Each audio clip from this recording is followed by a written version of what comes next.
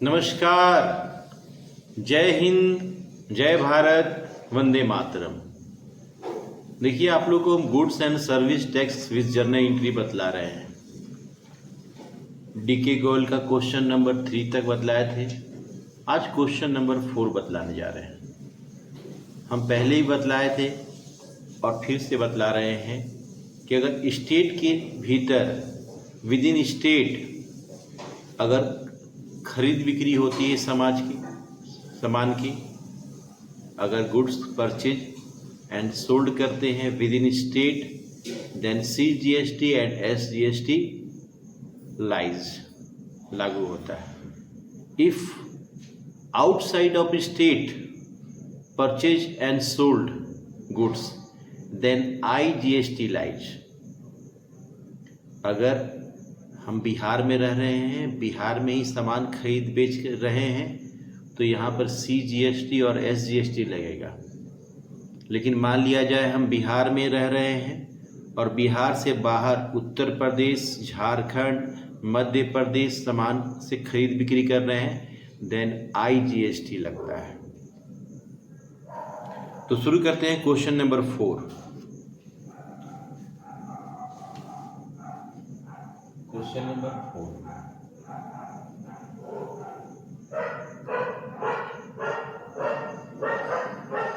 Journal entry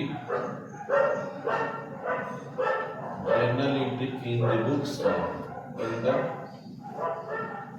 books of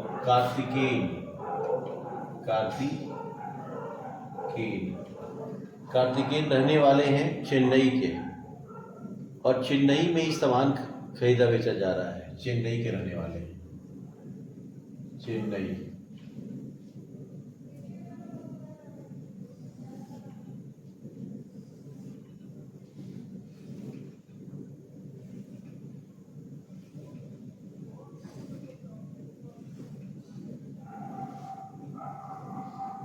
date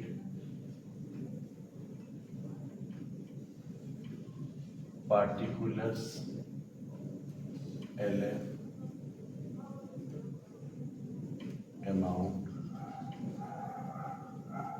amount rupees DR and CR। शुरू करते हैं। Question है परचेज। ध्यान से सुनिए क्वेश्चन को।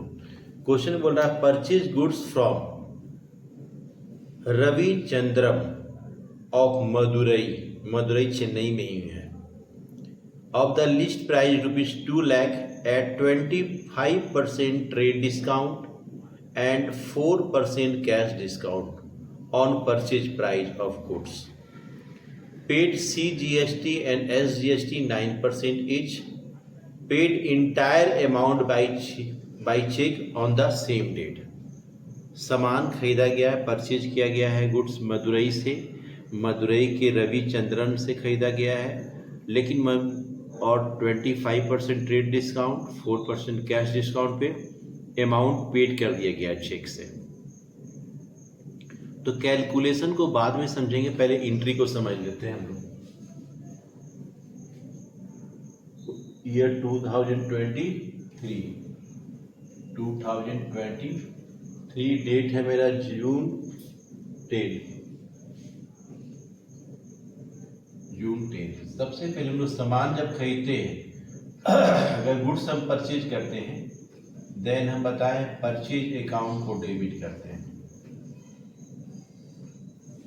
परचेज अकाउंट दिया, इनपुट CGST अकाउंट दिया, input SGST account DR।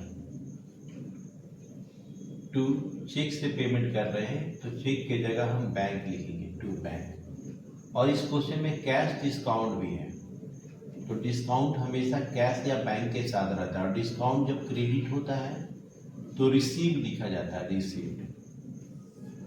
Narration, हम लोग कुछ नरेशन क्या करते हैं, हम लोग क्वेश्चन का ही सेंटेंस बिन द लिख के क्वेश्चन का ही सेंटेंस सारा हम लिख सकते हैं।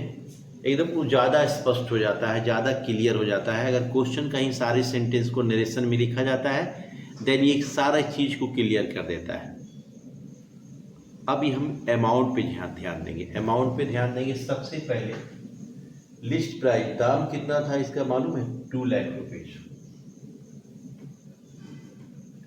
List price 2 lakh list price है, 2 लाख रुपए लिस्ट प्राइस है, 2 लाख लिस्ट प्राइस है। इस पे 25% रेट डिस्काउंट है, 25% ट्रेड डिस्काउंट। 2 लाख का 25%, 2 लाख का 25% ट्रेड डिस्काउंट टेस्ट करेंगे हम लोग। 50,000 यहाँ 1,50,000 रुपया है, 1,50,000 रुपया। अब क्या करेंगे? सबसे पहले इसमें हम करेंगे 9% CGST, 9% CGST, इसका 9% निकालेंगे। तो 9% इसका निकालेंगे तो 1,50,000 है, इसका 9% डायरेक्ट निकालते ही हैं। 1,50,000 है, इसका 9% निकालते हैं, 13,500 रुपये। फिर 9% SGST है, SGST ये भी 1,50,000 का 9%, 13,500, 13,26 1 27, 1,77,000 आया। फिर इसमें से क्या करते हैं? 4% कैश डिस्काउंट लेस कर दिया जाता है। तो 4% कैश डिस्काउंट हम निकालेंगे 1,50,000 का, 1,50,000 का 4% निकालेंगे तो 6,000 होता है। 6,000 लेस कर देंगे तो 1,71,000 ये आया। फिर से समझेंगे हम लोग। लिस्ट प्राइस 2 लाख थे, 2 लाख था, 25% ट्रेड डिस्काउंट का 25% ट्रेड डिस्काउंट 50,000 को लेस किए तो 1,50,000 आया। अब इसमें 9% CGST, 9% SGST बोलता है, तो दोनों 13,500 सबको ऐड किए 1,77,000 आया। ये प्लस में, ये प्लस में। अब आके इसमें से कैश डिस्काउंट लेस होता है। कैश डिस्काउंट हमेशा इस अमाउंट पे निकलता है, तो कैश डिस्काउंट 4% 6,000 लेस किए तो 1,71,000 आया। कैसे अमाउंट बैठाएंगे ध्यान दीजिएगा। 1,50,000 परचेज में, इसे परचेज में लिखा जाएगा। तो CGST SGST क्लियर है। 13,500, फिर 13,500 डिस्काउंट पे लिखेंगे 6,000। ये चेक के जगह, चेक जो हम लोग चेक के जगह जो लिखेंगे वो, और ये डिस्काउंट में। तो बैंक जो चेक के बदले लिखा जा रहा है 1,71,000 चेक से पेमेंट किए हम लोग, और 6,000 डिस्काउंट है। ये एंट्री कंप्लीट हो गया। आगे क्वेश्चन बोलता है sold goods to Ramalinganam of a road off the list price rupees 3,75,000। Ramalinganam को 3,75,000 का सामान बेचा गया। 20% trade discount, 2% cash discount on the sales price, charge GST and SGST 9%, full amount receive cheque and same day cheque प्राप्त हो गया। यहाँ पे रामलिंगनम को सामान बेचा गया, रामलिंगनम उसी दिन पैसा चेक से पेमेंट कर दिया। चेक हमें रिसीव हुआ है। सेम डेट अगर बैंक में जमा कर देते तो चेक की जगह बैंक लिखते, लेकिन इस क्वेश्चन में केवल चेक रिसीव लिखा हुआ है, तो चेक के जगह हम लोग चेक इन हैंड को डेबिट करते हैं। सबसे पहले हम लोग इसका एंट्री करेंगे। जून 25 चेक मिल रहा है हम लोग को, तो cheque in hand account DR। अगर चेक मिलता और चेक को सेम डे बैंक में जमा कर देते तो चेक के जगह हम लोग बैंक लिखते। ठीक है। Cheque in hand.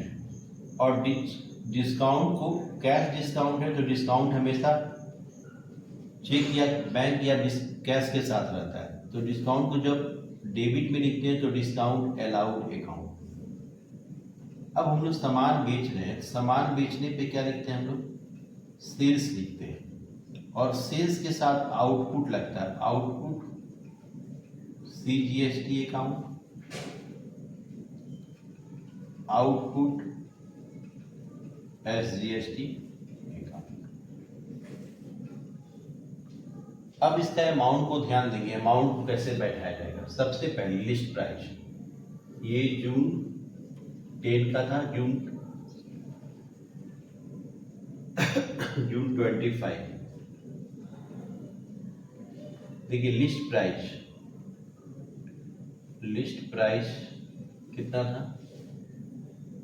List price बोल रहा है 3,75,000 था, 3,75,000। लिस्ट 20% ट्रेड डिस्काउंट बोल रहा है, 20% ट्रेड डिस्काउंट बोला जा रहा है।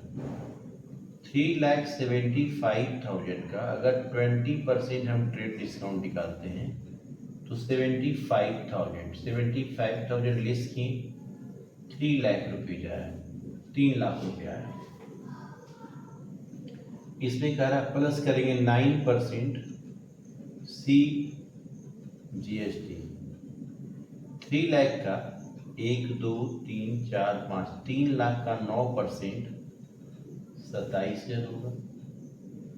फिर 9% SGST है, ये भी 3 लाख का 9% 27,000 होगा। सबको जोड़ दिए 3,54,000। अब इसमें से हम लेस करते हैं कैश डिस्काउंट। क्वेश्चन में कैश डिस्काउंट 2% बोला, 2% कैश डिस्काउंट। तो 2% कैश डिस्काउंट, ये 3 लाख है ना, ट्रेड डिस्काउंट घटाने के बाद जो बचता है उस 3 लाख पे हम लोग को 3 लाख पे 2% निकालना। 3 लाख का 2% निकालते हैं तो 6,000 होता है, 6,000 घटा देंगे 3,48,000 आया। सेम कैलकुलेशन है। यहाँ पे ये अमाउंट परचेज में लिखेंगे, केवल ये सेल्स में लिखेंगे, बाकी सब उसी तरह अमाउंट होगा। ये CGST में, ये SGST में, ये डिस्काउंट में और ये चेक में। चेक में 3,48,000, डिस्काउंट में 6,000, सेल्स में 3 लाख, CGST 27,000, SGST 27,000। सेम चीज, बस इस क्वेश्चन में इतना ही बोला गया था। यहाँ पे हम लोग जोड़ देंगे ग्रैंड टोटल।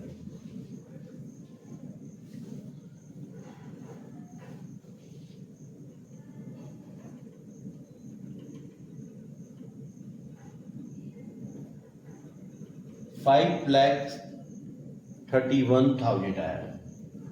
5,31,000 डेबिट में, 5,31,000 क्रेडिट में।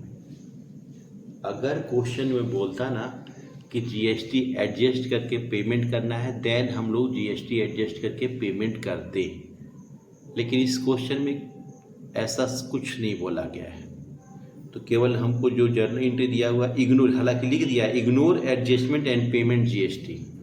आपको GST को इग्नोर करना है और पेमेंट को इग्नोर करना है, यानी इसका एंट्री हम लोग नहीं करेंगे। अब देखिए, कभी कभी ऐसा माना जाता है कि अगर लास्ट चेक मिला है, इसके बाद फिर कोई एंट्री नहीं है, लास्ट चेक है। तो देखिए ये आपको 25 तारीख को चेक मिला, लास्ट चेक है, समझ में आया कि नहीं? तो क्या कर सकते हैं, इसकी जगह हम बैंक भी लिख सकते हैं, क्योंकि ये क्योंकि क्वेश्चन लास्ट, इसके बाद कोई भी क्वेश्चन नहीं है। तो यह माना जाता है कि लास्ट चेक जो हमको प्राप्त होता है उसको तुरंत हम लोग बैंक में जमा कर देते हैं, देन इसके जगह पे हम लोग बैंक को डेबिट कर सकते हैं। चेक इन हैंड भी लिखते तो गलत नहीं था, लेकिन ऐसा माना जाता है कि अगर लास्ट चेक प्राप्त हो रहा है देन सेम डेट को बैंक में उसे डिपॉजिट कर दिया गया होगा। इसके बाद तो कोई क्वेश्चन नहीं है। तो यहाँ पे चेक बैंक में मान लिया जाए कि चेक बैंक में जमा कर दिया। तो इस क्वेश्चन में ट्रेड डिस्काउंट और कैश डिस्काउंट भी है और CGST भी और SGST भी है। तो इन केस ऑफ परचेज में कैसे क्या एंट्री करना है, इन केस ऑफ सेल्स में क्या एंट्री कैसे करना है, सो बताया गया है आप लोग को। तो इस क्वेश्चन को बढ़िया से देखिए। अगला क्वेश्चन फिर नेक्स्ट क्लास में बताते हैं। तब तक अपना ख्याल रखें, खुश रहें, प्रसन्न रहें।